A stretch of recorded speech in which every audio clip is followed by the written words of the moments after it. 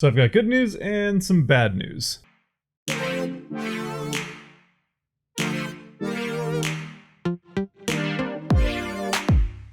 Real quick before we get into it, if at any point you do find yourself enjoying this video and you like to enjoy things, the subscribe button is down there. As you may or may not have seen, there's been a lot of news around the NHL as we gear up for the start of the Stanley Cup Finals between the Tampa Bay Lightning and Dallas Stars. And some of that news even applies to the Kraken, whether directly or indirectly. And if you are wondering why I still haven't done a mock draft video, well, I think the number of trades and player movement that we've already seen, even with the season not being fully over, should be a good indication of why I haven't done that yet. I mean, even if I had done one just a week ago, it would already be outdated. But while the relevance of these player moves may not be immediately obvious, at least as it applies to the Kraken anyway, some of the other news that we've seen does have a little bit more obvious of potential implications for Seattle down the road. Now, as far as those stories are concerned, there is both good news and bad news, but I'm going to go ahead and start with the good news, mostly because that's the story that came out first. Though admittedly, in and of itself, this first story is mostly bad news, just not necessarily in how it could apply to the Kraken. A little over a week ago, Frank Seravalli of TSN released an article detailing how at least 17 of the NHL's teams have made pay or salary cuts to at least some, if not most or all, of their employees. And if you use a little bit of advanced maths, you'll find that that is more than half of the teams in the NHL that are making these cuts. Now, the list of teams and what cuts they're specifically making is a little bit long, so I'm not just going to read it out to you, but I will include a link to this article down below. In short, though, the vast majority of teams are doing a 20% pay cut to all staff, or at least the top earning staff who have salaries over 6 figures. And there are a couple of teams who have extended this a little bit to 25 or 30% for some of their employees. And then, of course, there is one team who has cut all staff pay by 50%. And I'll just let you guess who that team is.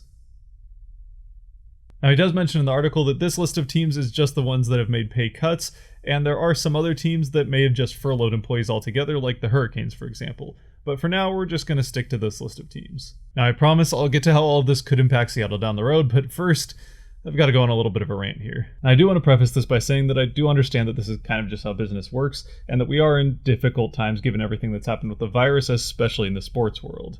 Plus, we were kind of due for a recession anyways, given the typical cycle of greed and idiocy from the financial elite. I mean, yes, given everything that's happened, it does seem like the stock market and investors have come out of all of this relatively unscathed. And in the effort of full disclosure, I still have a full-time job and investment, so yes, selfishly, I'm glad that all of that's still going well. But somehow I just don't think that all those people who are part of that record level of unemployment are looking at all of this and thinking, boy, this really sucks for me, I'm pretty screwed, but I'm glad to see that all the people with money are still doing fine. Sorry, I got carried away. This is about sports. Back to sports. Now, suppose you're like me and you're still fortunate to have your full-time job with everything going on, and think about where that puts you with your month-to-month expenses and what you're making. Now imagine that 20% or up to 50% of that just gets taken away. You still have a job, so you're not eligible for unemployment, but now suddenly a fifth to half of your income is gone. That's exactly where some, if not all, of the staff of all of these teams find themselves. Now again, these are crazy times, and to use the 2020 word of the year, unprecedented times, especially in the sports world where people are struggling, so we all have to make sacrifices to make sure we can get back to normal in hopefully a year, maybe 2. And so that's just what the employees of these teams are being asked, if not forced to do. Make sacrifices for the long term of the team by giving up a chunk of their salary. And again, to be fair, anybody that's salaried, and for the teams that are only doing these cuts to their 6-figure employees, these people are probably living fairly comfortably. But even up to that level of $100 to $200 in salary, these people are still probably spending somewhat close to what they earn. I mean, for the most part, they probably have mortgages, car payments, what have you. And that's not to say that you should feel bad for them. They're still probably doing better than certainly me and most of us. But it is to say that taking a fifth to a half of their salary is still a pretty big impact in their lives. And obviously in the cases where these cuts were made to all employees, that goes all the way down to the people who are making $30,000 to $40,000 a year and might actually be living paycheck to paycheck. Okay, so if these are the people that are being asked to make this kind of potentially life-changing type of sacrifice to be with the team, then where is this decision coming from? Who's at the top? Well, here are the owners of each of these teams, and here is how much each of those owners is worth. Now, as you can see, some of these teams are owned by investment groups or corporations specifically made for the team, and although in some cases, like with the Flames, you can still trace back that ownership to guys that are worth over $1 billion, I'm still going to give these teams a pass because it's kind of hard to see where the money's coming from. And I am also going to give the Blue Jackets and Bruins a pass here, and we'll get to why in just a second. But first, just because everyone loves graphs, here's a graph of, in billions, how much each of these remaining guys is worth. Again, just to be clear, this is the net worth in billions of the owners of the teams who've decided to cut pay for their employees who count their paychecks in the thousands. Now, you might notice that even though I gave him a pass, I included the owner of the Blue Jackets, John McConnell, on this graph. But why did I give him a pass in the first place? No, I didn't give him a pass because he's worth just over 7% of the net worth of the next lowest owner on this graph in Senators owner Eugene Melnyk, and also the only one not worth over $1 billion. No, in fact, I gave him a pass for the very same reason that I gave the Bruins ownership a pass. And that is because, although both of these teams are on the list, the only reason they're on the list in the first place is because they asked their coaching staffs to forgo playoff bonuses in order to avoid staff-wide salary cuts. And in both cases, the coaching staffs unanimously agreed to accept that. Would you look at that? Guys making millions of dollars willing to take less so that people that make less than them can keep their salaries. What a novel idea. Now, as far as why John McConnell was on the graph, that was just to show you the fact that a man who is only worth $90 million only made the cut of his coaching staff's bonuses. Meanwhile, a man worth $1.2 billion in Eugene Melnyk cut 50% of his staff's salaries, all the way up to a Ducks ownership worth almost $16 billion that made cuts of 20 to 25% to some of its staff. And of course, the explanation for all of this is that these guys are just running their teams like businesses. What else do you expect? That's just how businesses are run. And while yes, that is the case, isn't that also kind of the problem? The fact that these billionaires aren't willing to take the hit of a few $1 million over the next couple of years and instead just pass that on down to their lower level employees by cutting, again, a large chunk of their salaries? Come on. If that's really your standard of how business is and should be run, I think it's time for a change. For most of these guys, they own these teams as investments, and it turns out that that's just how investments work. Sometimes things happen and the value goes down, but you hope in the long term that the value will go up. And even if it doesn't, well, that's the gamble you made by buying the team. Now, for most of us, that might be hard to relate to, but I tend to think of it like this. Say you invested $100 in, I don't know, like Tesla or Bitcoin, something that goes up and down like crazy. Now, the value of an NHL team doesn't go up as wildly as those do, but we'll just use it as an example. Now, at least with the Tesla example anyway, for the most part, that stock's going up, so you're happy with it. Yay, more money. But keep in mind that part of owning that stock is that every now and then Elon Musk is going to say or do something crazy, and it's going to plummet out of nowhere for a little bit. But wouldn't it be nice if you could mitigate a big chunk of those losses every time that they happen? I mean, sure, some people that are making less money than you and maybe even living paycheck to paycheck are going to take that hit for you, but at least you don't have to take it. Well, at least as far as I can tell, that's pretty much what's happening here. I mean, it's not a perfect analogy, but it's close enough. So ultimately, all of this just comes down to one thing. Pay your employees and treat them well. Besides, even if you are going to run with the excuse that they're just running these teams like the businesses they are, then you know what? Part of running a business is treating your employees well. In fact, it even tends to be the businesses that treat their employees well that tend to attract the best employees, thereby in the long run improving their businesses and making them worth more. Weird how that works. And that is finally where the Kraken could potentially come in. Now, yes, there are plenty of examples of very successful companies who treat the majority of their employees like, well, not very well. Amazon and Walmart, for example. But usually with those businesses, there aren't another 30 or 31 directly competing businesses that have about the same operating cost in the exact same market as them. Like, for example, the NHL. Now, where this could play into Seattle's hands is that although I'm not going to pretend like the coronavirus has necessarily been easy for the Kraken, they, unlike the other teams, are not relying on gate from last year or this coming season in order to make a large chunk of the money. And that is exactly the chunk of money that these teams are looking to make up by making these cuts. Where the 31 currently playing teams were expecting to have fans in the stands for the end of last season and for this coming season going into the 2020 year, now they're not going to have that and they're not going to have any of that money. Meanwhile, I think it's pretty safe to say that Seattle's financial planning didn't include ticket sales for the 2 seasons where they're not playing. And so now, over these next few months, as Seattle looks to finish filling up its hockey operations and coaching staff's positions, there might be a whole new influx of employees who are frustrated with recently made pay cuts that could be willing to take a change of scenery in order to make the money that they were expecting to make. And if you don't believe that how a sports franchise treats its employees can make a difference of how they perform on the field, ice, or in the standings, then all I would really have to do is point you to the difference between the Seattle Seahawks and, say, the Washington football team. By all accounts, the culture and atmosphere that Paul Allen built around the Seahawks while he was alive is one of the best in the entire NFL, if not in all of sports. Meanwhile, I think we see just how much of a shit show we've got going on in DC under Dan Snyder. And while sure the Seahawks haven't won 6 Super Bowls like the Patriots, over the last 15 years they still have been one of the most successful teams in the NFL.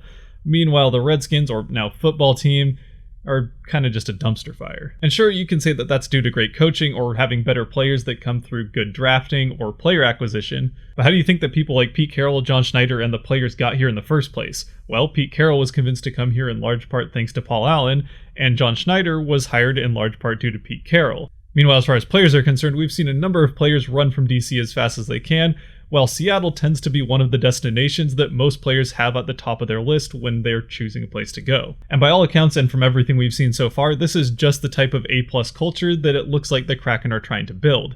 And now they have the opportunity to use that to their advantage. Now the truth is, it's entirely possible that I'm just being a little bit over-optimistic, and that this really doesn't end up playing into Seattle's favor in any way. And even if it does make a difference, it probably will be fairly indirect and hard to see from a fan perspective.